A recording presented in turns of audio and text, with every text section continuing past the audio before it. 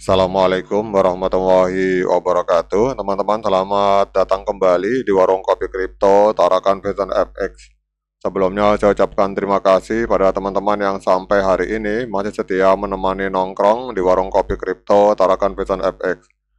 Oke teman-teman, seperti biasa, sebelum kita berbicara tentang dunia kripto, mari hari ini kita berdoa bersama-sama memohon kepada Allah agar kita semua senantiasa diberikan nikmat berupa kesehatan dan juga diberikan keberkahan dalam setiap rezeki yang kita terima pada hari ini. Kemudian bagi yang belum bergabung bersama grup Telegram Tarakan Vision Free Airdrop, saya mengundang teman-teman untuk bergabung dalam grup Telegram ini. Jadi di sini kita akan membahas tentang bagaimana cara menciptakan peluang keuntungan di dunia kripto cukup hanya dengan bermodalkan handphone dan internet, teman-teman. Jadi untuk linknya akan saya letakkan pada deskripsi yang ada di video ini. Oke teman-teman, hari ini kita akan jalan-jalan ke sebuah media online yang bernama Akademi Kripto. Ini adalah Akademi Kripto ini dimiliki oleh Indodax, teman-teman. Jadi ini Akademi Indodax. Ini akademi tapi bukan akademi kriptonya punyanya Timothy Ronald, teman-teman. Ini akademi yang dimiliki oleh Indodax. Ini ada sebuah artikel menarik yang berjudul bahwa transparansi P-Network dipertanyakan dan apakah bursa masih ogah untuk melisting, teman-teman. Nah, ini kita akan membahas. Jadi ini diposting baru saja tanggal 24 Maret. Ini video saya buat tanggal 24 Maret, teman-teman. Jadi kalau kita lihat di sini bahwa Bitcoin ini kembali menjadi perbincangan hangat. Meski komunitasnya terus berkembang, banyak yang bertanya-tanya kenapa token ini belum juga muncul di bursa besar seperti Binance atau Coinbase, teman-teman. Jadi salah satu jawaban yang muncul adalah soal kurangnya transparansi dari Core Team.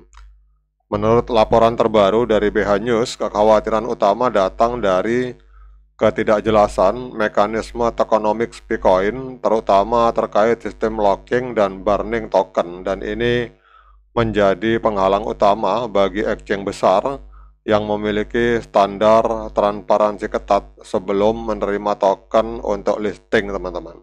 Jadi ini adalah perspektif dari Indodax, teman-teman, salah satu market terbesar yang ada di Indonesia.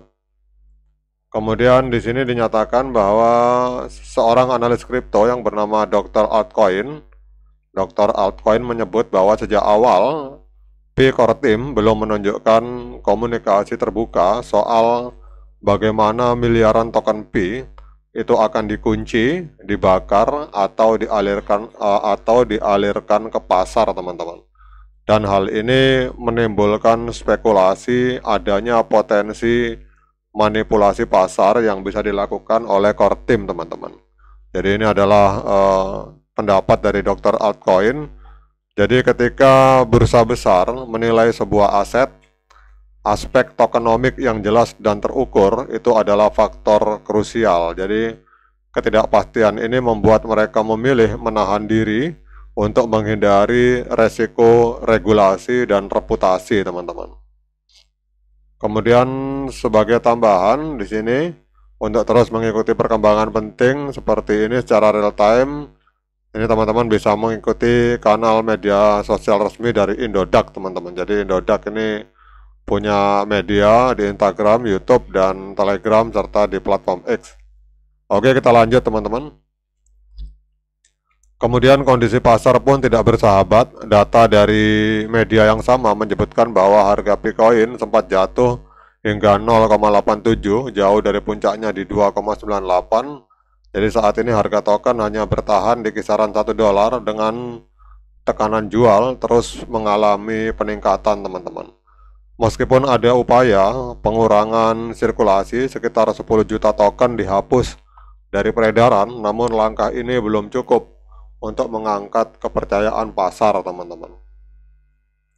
Kemudian di sini lanjut lagi, spekulasi lain yang beredar menyebut bahwa Core Team sengaja menunda proses listing karena enggan membayar biaya listing yang ditetapkan oleh bursa besar.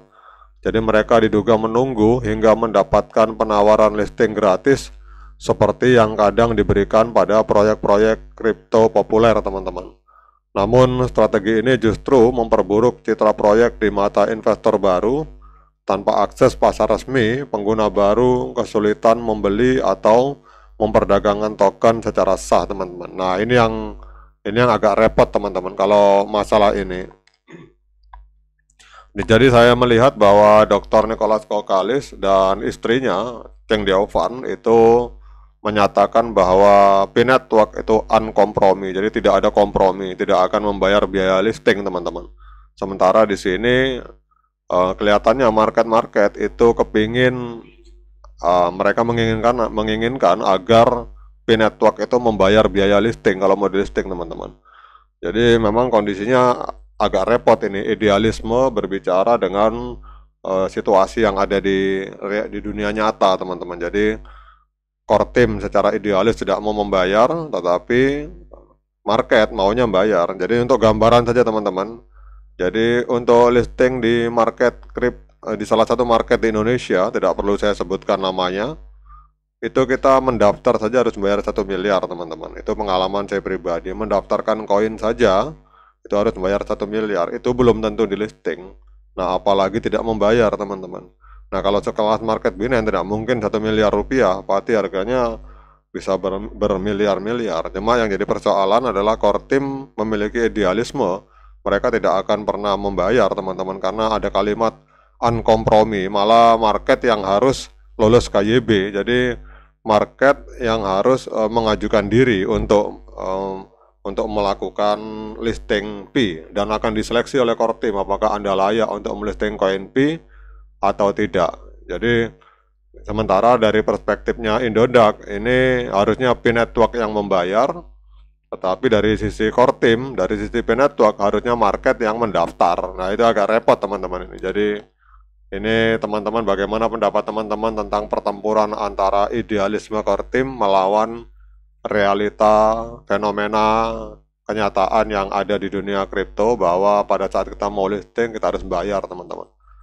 Namun kita akan langsung kesimpulan, teman-teman. Jadi kesimpulannya adalah bahwa transparansi adalah kunci kepercayaan di dunia kripto. Ketika informasi tentang supply, burning, dan distribusi token tidak dibuka dengan jelas, wajar bila bursa besar enggan memasukkan token tersebut ke dalam platform mereka. Jadi P-Network punya potensi besar, namun jalan menuju adopsi massal harus dibarengi dengan komunikasi terbuka dan komitmen terhadap tata kelola yang baik. Jika tidak, proyek ini akan terus dibayangi keraguan meski komunitasnya masih bertahan.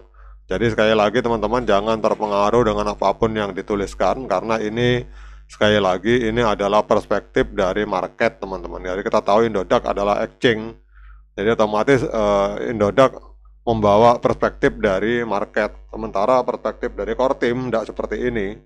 Jadi bagaimana pendapat teman-teman tentang tulisan ini? Silakan komen di kolom komentar. Sekian dari saya. Assalamualaikum warahmatullahi wabarakatuh.